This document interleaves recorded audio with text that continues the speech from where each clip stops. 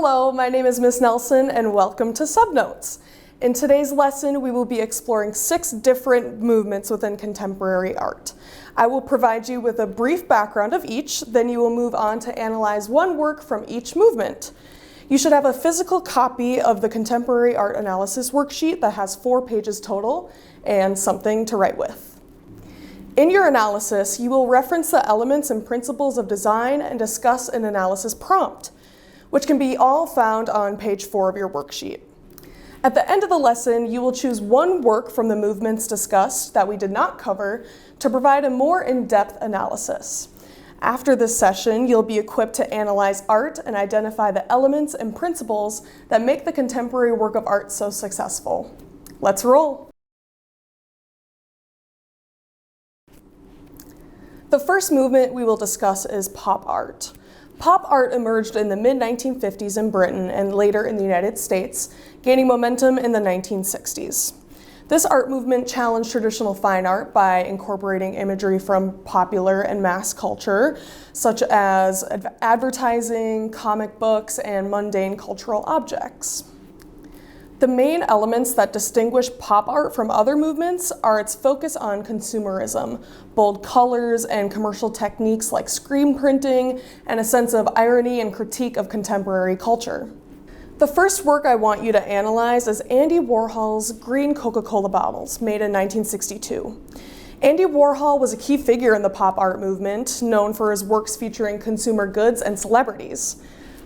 Warhol's use of silkscreen printing and bold colors highlighted mass culture and consumerism, making his art iconic and influential. On the first page of your worksheet, you will see that you need to provide information about each work we analyze, as well as identifying which elements and principles are present in the work and discussing one of the prompts found on page 4. I will give you 2 minutes to fill in the first row of your worksheet that corresponds with pop art. There will be a 10-second timer shown when the time is running out, where you can then wrap up your thoughts and revisit it later if needed.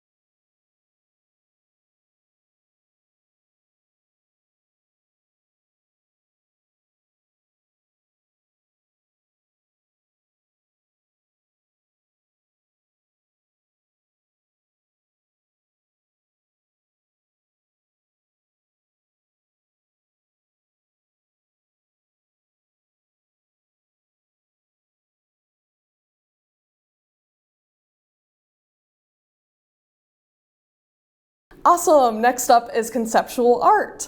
Conceptual art began in the 1960s as a movement that emphasized the idea or concept behind the artwork over traditional aesthetic and material concerns. This movement challenged the conventional boundaries of art, focusing on intellectual engagement rather than visual appeal. The main elements of conceptual art include the use of text, performance, and unconventional materials to convey ideas, making it distinct from other movements that prioritize visual aesthetics. Joseph Kosuth is a leading figure in conceptual art. known for his exploration of language and meaning. His work One in Three Chairs, made in 1965, focuses on the relationship between objects, images, and words. He emphasizes the idea over visual aesthetics, challenging viewers to reconsider their perceptions and understanding of reality through his thought-provoking art. Take the next 2 minutes to analyze this work.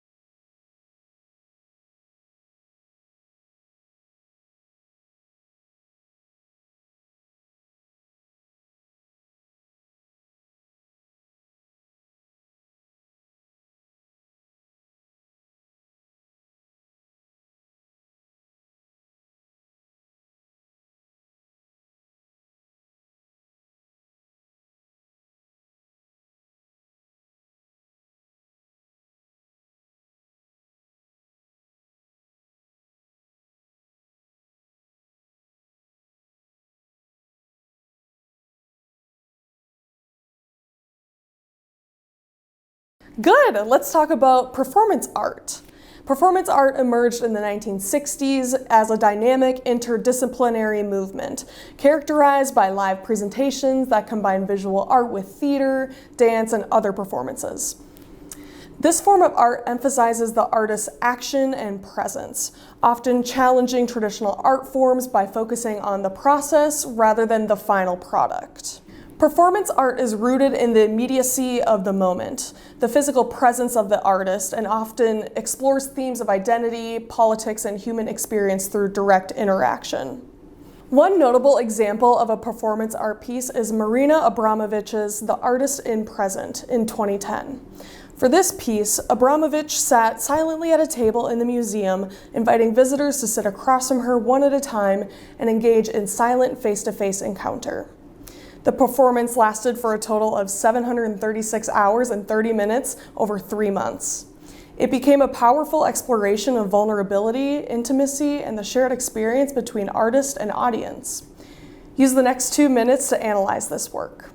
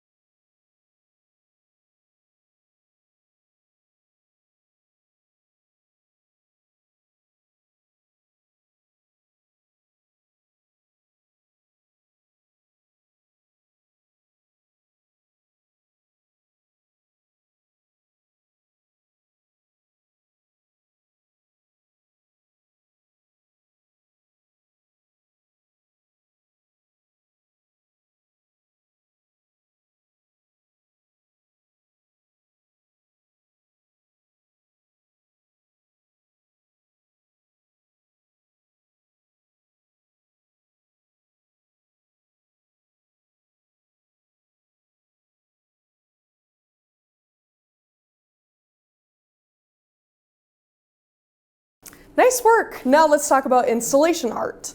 Installation art began in the late 1950s and 60s as artists sought to create immersive experiences that transcend traditional art forms. This movement focuses on the spatial relationship between the viewer and the artwork, often transforming entire spaces to engage multiple senses. Its main elements include sight, specificity, interactivity, and the use of diverse materials to create an engaging, often transformative experience. Yayoi Kusama is a Japanese artist known for her use of polka dots and immersive installations. Her work, The Obliteration Room, in 2002, started as a white room filled with furniture. Visitors placed colorful stickers, transforming it into a vibrant, polka-dotted space, emphasizing participation and transformation. I will give you another 2 minutes to analyze this work.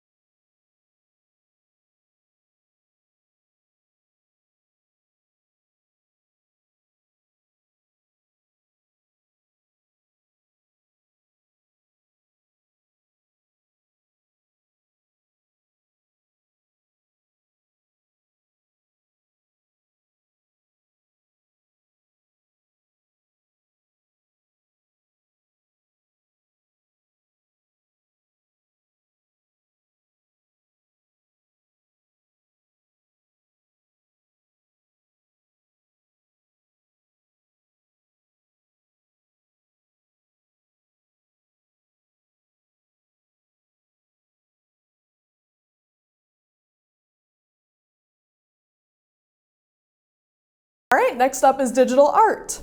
The movement gained momentum in 1980s with the rise of personal computers and digital tools. Digital art is distinct from other movements due to its use of technology as a fundamental part of the creative process. It encompasses various forms such as digital painting, 3D modeling, and animation. This accessibility and the ability to manipulate images in ways not possible with traditional media sets digital media apart. Refik Anadol is a contemporary digital artist that created Machine Hallucinations in 2016, using machine learning algorithms to transform vast amounts of digital data into mesmerizing visual experiences. These works are often displayed as large-scale projections or immersive installations, engaging viewers with the intersection of art and technology. Use the next 2 minutes to analyze this work.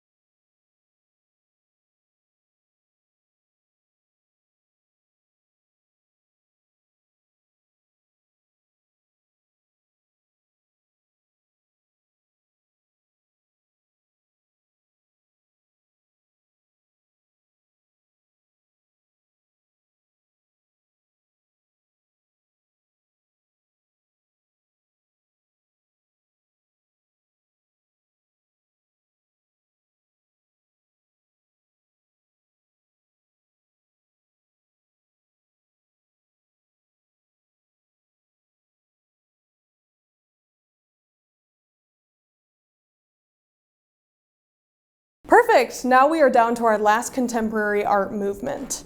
Land art, also known as earth art or earthworks, is an art movement that emerged in the 1960s and 70s, primarily in the United States.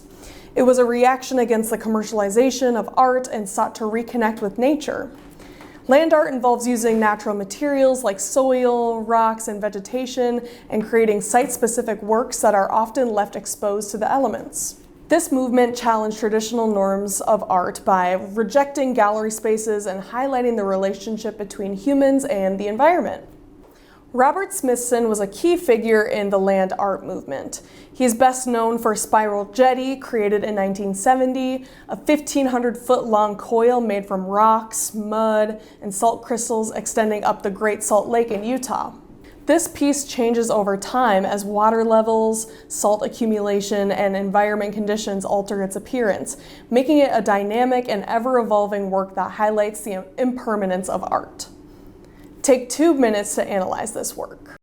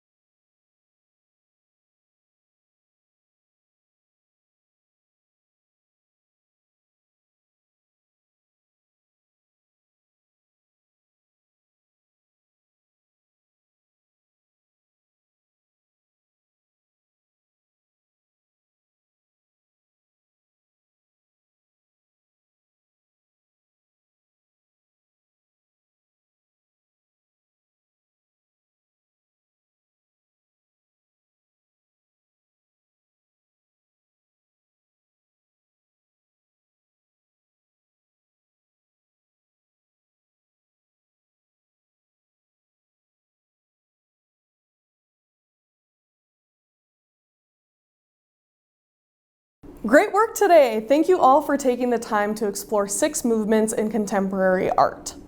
The last task for this worksheet is to find a contemporary work of art from one of the movements we discussed that captures your interest.